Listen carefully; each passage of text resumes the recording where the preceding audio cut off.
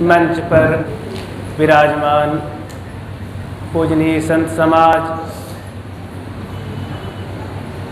कलकत्ता वासी, सत्संग के प्रेमी, कबीर पंथ के अनन्य प्रेमी, सद्गुरु अभिलाष साहेब जी के अनन्य प्रेमी भक्त सज्जनों, ममतामयी माताओं और बहनों, अभी हम संत श्री राम साहेब जी के सुंदर विचार के माध्यम से श्रवण कर रहे थे कि जीवन में हम कैसे संत गुरुजनों से जुड़ करके रहें।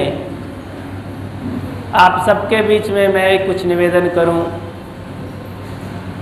संतों से जुड़ करके हमें क्या करना है? वो बात है अपने आप को जानना है। मैं कौन हूँ, मेरा क्या उद्देश्य है, कैसे रहना है जीवन में, इस बात को जानने के लिए हमें गुरु संतों से जुड़कर रहना है, उन्हें पकड़ कर रहना है, उनमें श्रद्धा रखनी है, उनमें प्रेम रखना है। सब प्रकार से हृदय में बसा करके अपने हृदय की ज्वाला को शांत करने के लिए हमें उनसे जुड़ के रहना ही होगा।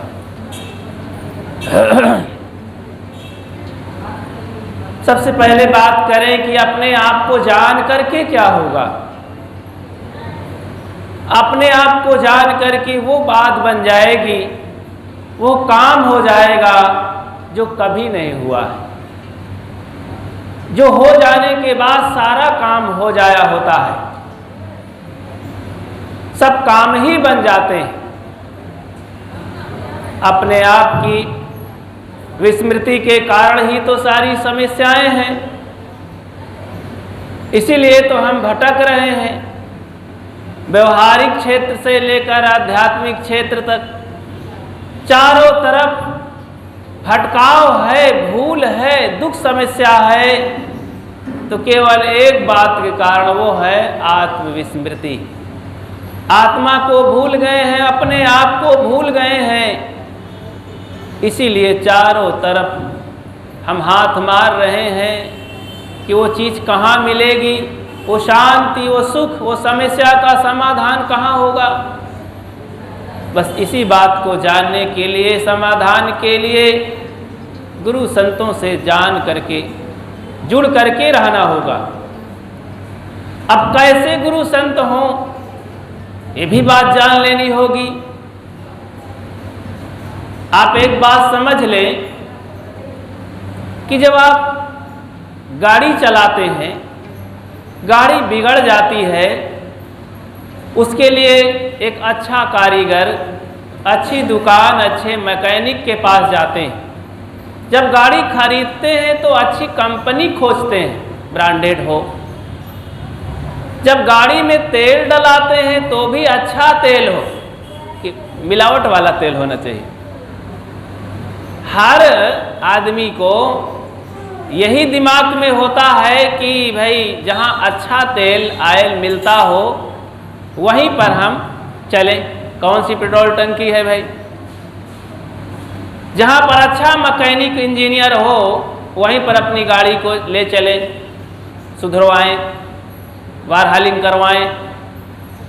लेकिन इस गाड़ी को, जो एक महागाड़ी है, सब गाड़ी को बनाने वाली है, सब गाड़ी को चलाने वाली है, इस गाड़ी के लिए हम कभी सोचते हैं कि इसमें अच्छा तेल डालें, अच्छे लोगों से रिपेयरिंग करवाएं, एक अच्छे वर्कशॉप में ले जाएं, गैरेज में डालें। अच्छा वर्कशॉप कौन हो सकता है इस मानव जीवन रूपी गाड़ी को डालने के लिए? संतों ने बताया है कि वो है सत्संग रूपी गैरेज में डाल दिया करो कभी कभी, तो वहां पर वारहालिंग हो जाती है। जो ढीले हैं नट बोल्ट, वो सब स्क्रू कस जाते हैं, गाड़ी फिर मेंटेन हो जाती है। और तेल भी अच्छा होना चाहिए। तेल मिलावट का है, अब पेट्रोल के नाम पर उसमें मिट्टी का तेल और भी कोई चीज़ मिलावट करके डाल देंगे, धूल ही डाल देंगे, पानी ही डाल देंगे, तब तो गड़बड़ हो जाएगी गाड़ी। कभी कभी ऐसा होता है पेट्रोल में पानी मिलाकर डाल देते हैं तो गाड़ी बार बार फटफट करती रहती है, गैस बनता रहता है, लोग परेशान होते हैं। तो हर आदमी के दिमाग में कभी भी गाड़ी में लोकल तेल डालने का मन होता है? नहीं होता है। महंगा मिले पर बढ़िया मिले। ऐसे ही इस जीवन की गाड़ी में डालने के लिए कभी सोचते हैं? खान पान हमारा शुद्ध हो, धर्म के अनुकूल हो, भक्ति के अनुकूल हो, हमारे परमार्थ के अनुकूल हो, हमारे मन मस्तिष्क के अनुकूल हो, शुद्धता, सफाई और हितकारी हो, ऐसा सोचते हैं? नहीं। अगर ये सोचते तो गलत इसमें क्यों डालते? क्या तंबाकू बीड़ी से इसमें इसकी मशीन और मजबूत होगी क्या? क्या बुद्धि और विकसित हो जाएगी क्या? और भी तमाम गिनती कर लीजिए क्या क्या हम इसमें डालते हैं। सोचने के तरीके भी एक डालना है, गलत देखते हैं वो भी डालते हैं। ये 5 प्रकार से हम दे रहे हैं खुराक, कान से, मुख से, नाक से, चाम से, आँख से शरीर में जा रहा है ये मटेरियल और उससे शरीर चलता है। तो जरा हम सावधानी रखें कि शुद्ध माल जाना चाहिए। जब शुद्धता हो जाएगी तब शरीर की क्वालिटी और अच्छी हो जाएगी। सदगुरु अभिलाष साहब ने बताया है कि तन की कमाई और मन की कमाई जो करता है, तन की कमाई करने पर तन स्वस्थ रहता है और उसमें अच्छे प्रोडक्ट होते हैं, ज्ञान विचार के और व्यवहार परमार्थ दोनों के।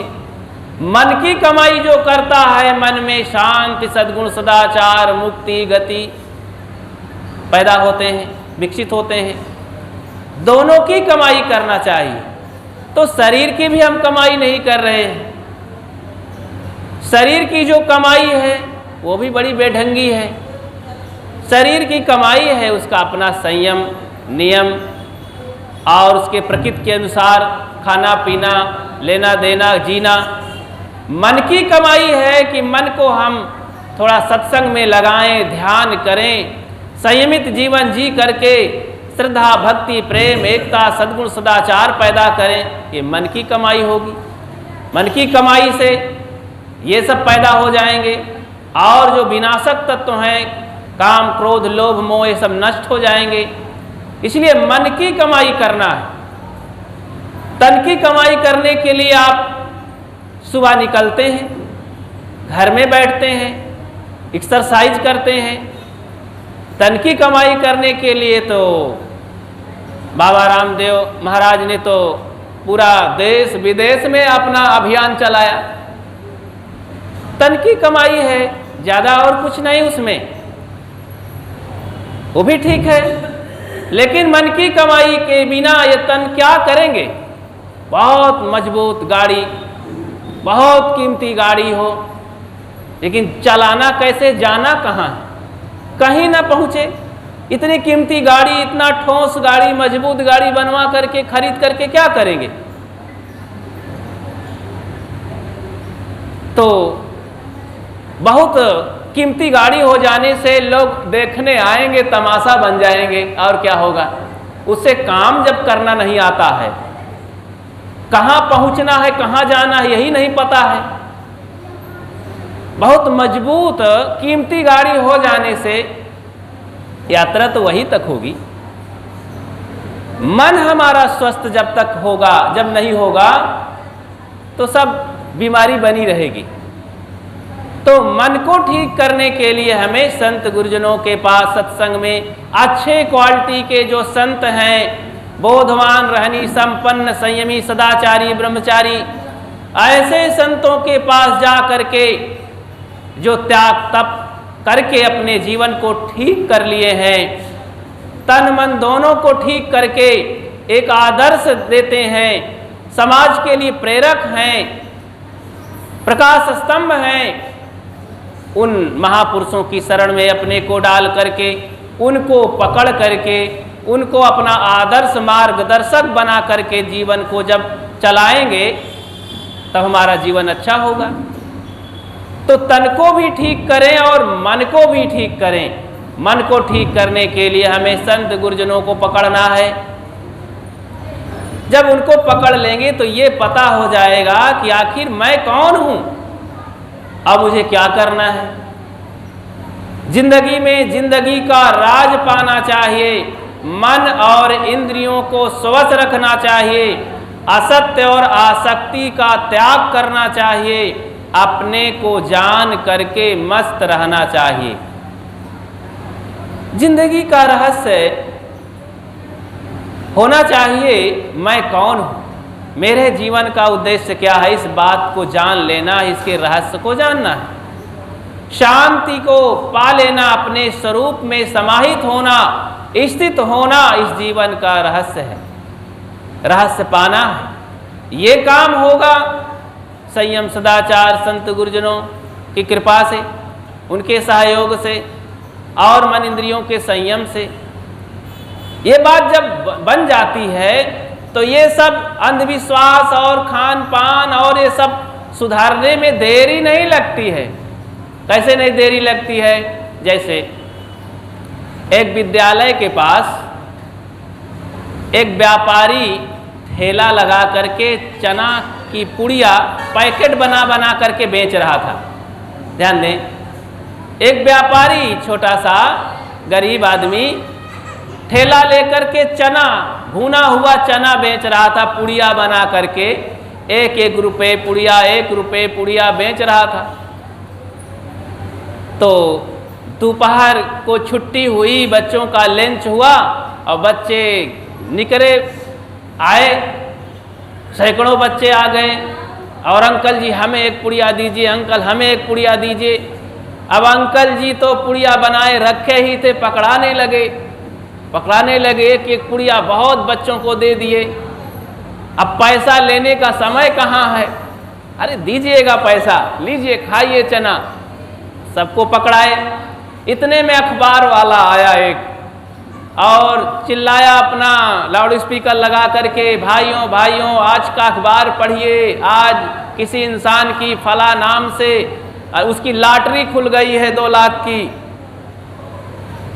तो उसके कान में आवाज गई, सोचा अरे मेरा ही तो ये नाम है जो पुकार रहा है, मैंने ही तो 10 दिन पहले एक लॉटरी डाला था, तो लगता है मेरे नाम से निकल गई। फिर से ध्यान लगा करके सुना तो आदमी अनाउंस कर रहा था, अरे भाइयों सुनो सुनो, एक इंसान की लॉटरी लग गई है और ये नाम है। वो खुश हुआ, ठेला छोड़ा और बच्चों को छोड़ा। बच्चे चिल्लाए, अंकल जी अरे पैसा तो ले लीजिए, पैसा तो लीजिए। अरे छोड़ो पैसा, मुझे 2 लाख की लॉटरी लग गई है, मैं 1-1 रुपये कहाँ बटोरता फिरूंगा। छोड़ा, भाग गया ठेला वाला छोड़ करके, गया वहाँ 1 लाख रुपये भुनाया बैंक में। तो लॉटरी की ऑफिस में जहाँ मिल रहा था वहाँ पहुँच गया, उसे मिल गया, खुश हो गया। इधर बच्चे खुश हैं कि अरे वो तो हम मार दिए बाजी, अंकल जी भाग गए, बच गया सबका। 1-1 रुपया वो क्यों बटोरेगा? इसी तरह ये सामान्य जो हम तमाम तरह के पद्धतियों में, धर्म कर्म में, पूजा पाठ में, छोटे छोटे नुस्खों में जो फंसे हैं, जब हम अपने को जान लेते हैं कि मैं शुद्ध बुद्ध जर्मर आत्मा हूँ, मैं इस संसारिकता से ऊपर हूँ, ये तमाम छोटे छोटे धर्म कर्म से ऊपर हूँ, मैं जब अपने को पा लेता हूँ तो सारे सुखों की खानी में पहुँच जाता हूँ, सभी धर्म कर्म से ऊपर उठ जाता हूँ। जिसे लोग धर्म कहते हैं, ये हिंदू धर्म, मुसलमान धर्म, ईसाई धर्म, पारसी धर्म, फिर उस धर्म को क्या क्या लोग नियमावली बनाते हैं। ये सारे भौतिक नियमावलियों से ऊपर उठ जाता है जो अपने आप को जान लेता है।